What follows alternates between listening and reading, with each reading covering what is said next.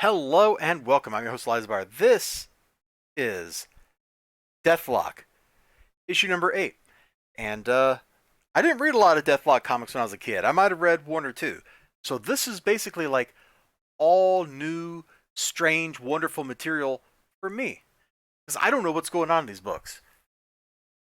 So this is like the guy who's like instrumental in the Deathlok project, and then there's like another guy who's one of the villains that Deathlok has run into before, right here, who's currently in prison, and he like uses his cybermancy powers or something to control this dude's armor so that he can disguise himself as the dude and escape the prison. All right. Meanwhile, Deathlok is like locked in a cybernetic battle against himself because, hey, what is a conventional classic superhero without weird superhero angst, right? You gotta always have that kind of internal struggle. In some characters, it's like Batman, struggling to balance, being Bruce Wayne with being Batman and sacrificing the Bruce Wayne side of his life over and over again, and it gets kind of old. Spider-Man, it's the tension between being Spider-Man and Peter Parker, trying to make sure nobody finds out who he is, that kind of stuff. With Deathlok, it's hey, I'm a dude with a crazy like dude inside of my head, and I'm programmed to kill, but I can't kill, that kind of stuff. So the two villains, one on the cover and the other one, like they get together, and Deathlok is like helping some nerd with his monster museum. I don't know why. I don't I don't get it. I don't get it. What I do get though is over here the BMG music service. Like this looks like a pretty killer deal. You get 8 CDs for the price of one half. I like the Columbia. I think it was Columbia House that I did. You'd be like, yeah, 12 CDs for like 1 penny or something, and then you just have to buy like 6 CDs or something, and then you fulfill like the legal terms of your contract. Like that was always pretty good. I got so many CDs for like pretty good prices that way. That's talk about a blast from the past, man. People don't even do CDs anymore. It's all buy your stuff digital. I still like to buy my CDs on Amazon, and then you get the digital download for free too. Usually, that's a pretty cool deal in my opinion. Anyway, I digress. The bad guys like start luring Deathlok.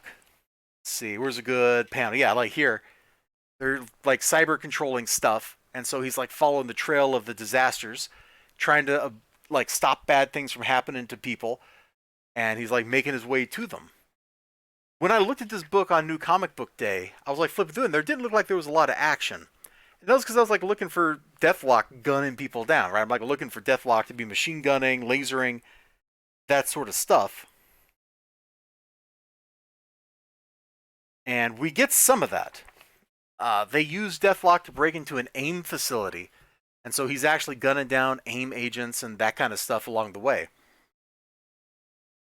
But then Deathlok fights an internal struggle with the bad guys, and so we build up to this big confrontation here, where he's fighting the big dude in the cyborg armor plus the dude that can control him, and they have a great showdown over a couple of pages.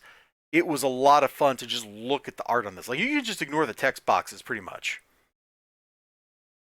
Just ignore the text boxes and just look at the fight, man. There's that sound effect. Wank. Oh boy. Oh boy. Anyway, I'm not 12. I swear I'm a full grown man. Wank. Anyway, they have a great fight. They have an absolutely fantastic fight. Then, of course, there's like, some twisty stuff that I'm not going to tell you about because I want you to go find this issue in your back issue bin and take a look at it. If you can get this for the price of free, I think you will definitely get your money's worth out of this. Like, I don't know, I would have paid $1 for this. I absolutely would have paid $1 for this today. I probably, as a kid, would have paid $1.75 and been like, oh man, this is dope. Today, as an adult, I'm kind of like, man, I like the art. The fight sequence is well constructed. And a lot of the text really should have just been deleted or pared way, way down. There's too much text. Now I realize, that's kind of how comic books are. You go look at a Jack Kirby book, and it's like the Fantastic Four. You've got like somebody that's like throwing a punch, and in the like span of Ben Grimm throwing a punch, or Mr. Fantastic picking up like I don't know, a pencil to go write with, you've deliver like 18 sentences, like 3 paragraphs of text, and just like burp onto the page. Okay, I get it. But this was pretty okay. Yep, that's what I got for you. Pretty okay. You all take care of yourselves. You have a good one. You have a great one. I hope to see you again next time. Until then, bye bye.